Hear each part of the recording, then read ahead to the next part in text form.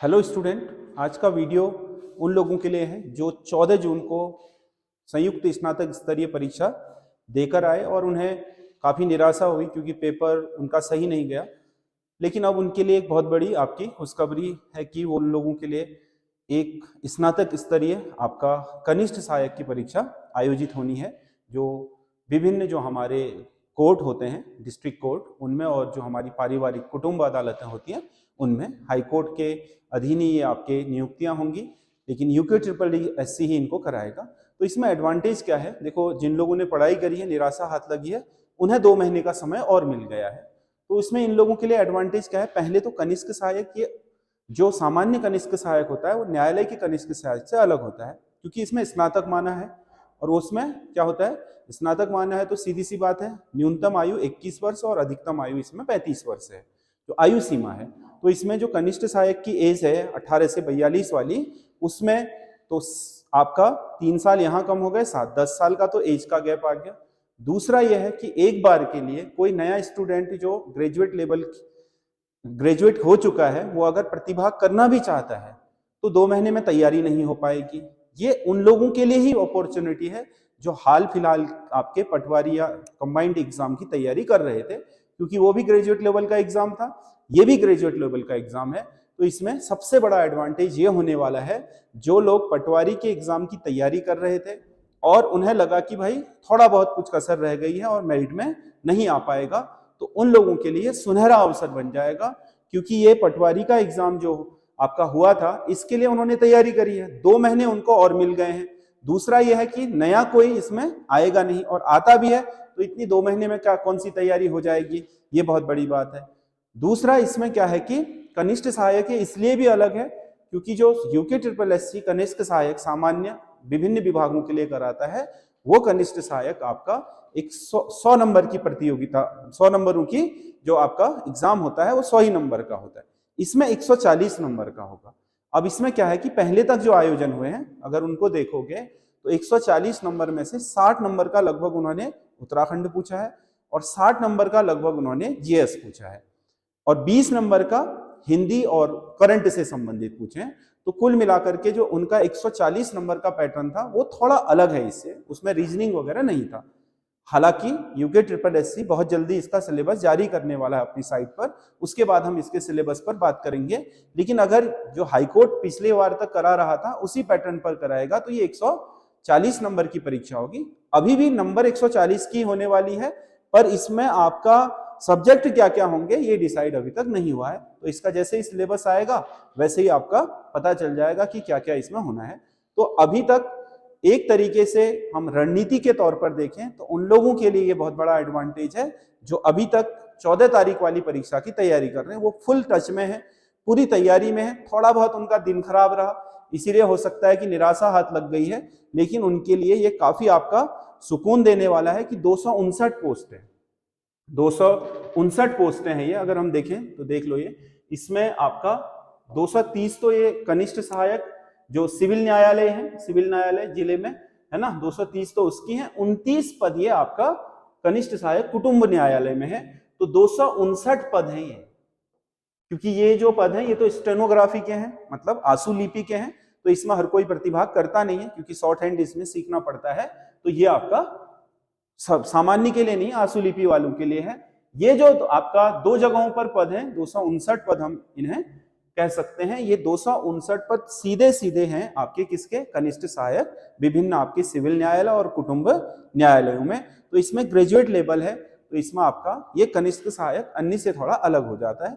और दूसरा, जिन लोगों की पूरी तैयारी है उन लोगों के लिए ये 2 महीना बहुत बेहतर मिल गया है।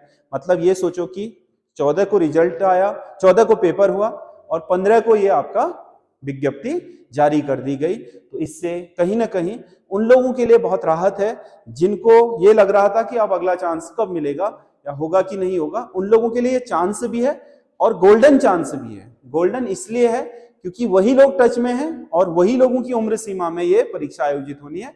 नया अगर कोई आएगा तो 21 साल से पहले वाला आ नहीं सकता कनिष्ठ सहायक में, नहीं तो 12वीं पास होता है। यहाँ ग्रेजुएट ही आएगा, 35 साल से अधिक आयु वाला नहीं आएगा। दूसरी बात यह है कि 21 से 35 जो 14 साल की एज लिमिट है, उस एज लिमिट में जो नया आएगा भी तो उसकी तैयारी उतनी जबरदस्त नहीं होगी, क्योंकि पटवारी के लिए लगभग आप 6 महीने साल भर से जो पढ़ाई कर रहे थे, अगर वो आपने करी है और थोड़ी सी चूक हो गई है तो आपके लिए ये एक तरीके से गोल्डन अपॉर्चुनिटी है। तो इसमें आप बेहतर कर सकते हो। और इसमें जो एग्जाम की तिथि है वो भी नियरेस्ट ही दे रखी है। यूके ट्रिपल एससी को आपका हाईकोर्ट का अधियाचन होगा, सीधी सी बात है। तो हाईकोर्ट से गया है तो लगभग संभावित तिथि में हो ही जाएगा। कोर्ट के मामलों में तो कोई भी विभाग हिला हवाली करता नहीं है। तो कुल मिलाकर के इसकी जो प्रस्तावित तिथि, क्योंकि पहले तो था नहीं ये शेड्यूल में कहीं पर भी, ये कोर्ट से बाद में गया होगा उसके पास, यूके ट्रिपल एससी के पास अधियाचन, तो उन्होंने बीच में ही डाल दिया इसको। अगस्त में इसकी परीक्षा की क्या दे दी है, आपकी संभावित तिथि दे दी है। देखिए ये है ना, जबकि ये कैलेंडर में नहीं थी, लिखित प्रतियोगी परीक्षा की अंतरिम तिथि, अंतरिम मतलब अभी तक जो क्या है संभावित है, कह सकते हैं कि हो जाएगा, इसको 23 अगस्त दे रखी है। और ऑनलाइन आवेदन करने की अंतिम तिथि 22 जून, प्रारंभिक तिथि 22 जून है, 6 जुलाई अंत। तो मिला जुला करके जो 2 महीने का समय है, इस 2 महीने के समय में पटवारी एग्जाम की तैयारी करने वाले सही तरीके से रिवीजन कर लें। अगर उनसे वहां चूक भी हो गई है तो ये 259 पदों में सीधे तौर पर वो अच्छे फाइट कर सकते हैं और अच्छा आपका यहाँ पर नौकरी प्राप्त कर सकते हैं। और ये कनिष्ठ सहायक में थोड़ा बहुत, शायद मुझे जहां तक पता है, क्योंकि ये ग्रेजुएट लेवल का है, इसमें थोड़ा बहुत आपका बाद में जो प्रमोशन वगैरह है उसमें भी डिफरेंसेज हैं, क्योंकि सचिवालय सेवा, न्यायालय सेवा और जो आपका सामान्य अन्य विभागों की सेवा, सब में अलग अलग आपका ग्रेड पे का स्तर है। कनिष्ठ सहायक में सभी, सचिवालय में भी अलग ग्रेड पे है और आपका न्यायालयों में भी अलग है और इसमें भी अलग चलता है। तो ये थोड़ा सामान्य से अलग तरह का कनिष्ठ सहायक है। तो इसीलिए ये आपके लिए काफी महत्वपूर्ण है कि तुरंत आपको एक राहत भरी खबर आ गई है। तो अब आपको पेपर खराब हो गया है, आंसर की मिला ली है, तो निराशा में ना डूबें, बल्कि आप लोग कनिष्ठ सहायक की तैयारी के लिए एड़ी चोटी का जोर लगाएं और ये आपको बेहतर परिणाम भी दे पाएगा। तो इस वीडियो को बनाने का उद्देश्य यही है कि उन लोगों के लिए खासकर जो काफी घोर निराशा में है ना, क्योंकि पता तो चल ही जाता है आंसर की मिलाने के बाद होगा कि नहीं होगा, क्योंकि 70 से नीचे तो जनरल में मुश्किल लग रहा है जो आपका पेपर है। 70, 72, 73 जो भी रहेगी मेरिट, 70 एबव ही रहने के चांस हैं जनरल में। अगर कोई 65 में है, 66 में है, तो कहीं ना कहीं उसे निराशा हो रही होगी कि अब नहीं हो पाएगा। तो अब निराशा में डूबे रहने के बजाय आप नए सिरे से 2 महीने बढ़िया तरीके से पढ़ाई कर लीजिए। सिलेबस आ जाएगा, सिलेबस पर हम वीडियो बनाएंगे अच्छे तरीके से कि किस तरीके से अब आपको कोई नई चीज ऐड करनी होगी तो उसे कैसे पूरा करना है।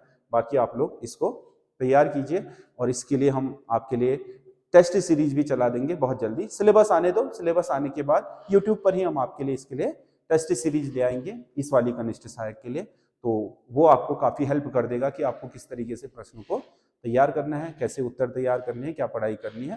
तो अभी आप तैयारी अपने स्तर से शुरू कर दीजिए। हिंदी, उत्तराखंड, जीएस, ये प्रॉपर अपना जो पढ़ रखा है उसे रिवीजन करिए।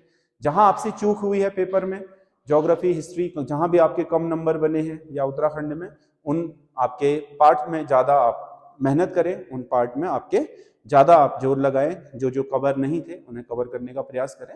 निसंदेह आपको आगे सफलता मिल जाएगी इस बार इस वाले कनिष्ठ सहायक में। 259 पद बहुत अच्छे पद होते हैं, कोई कम पद नहीं है।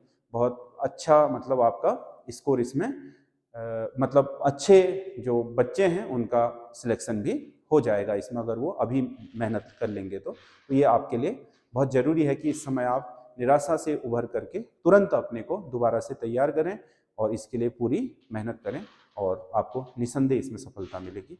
धन्यवाद।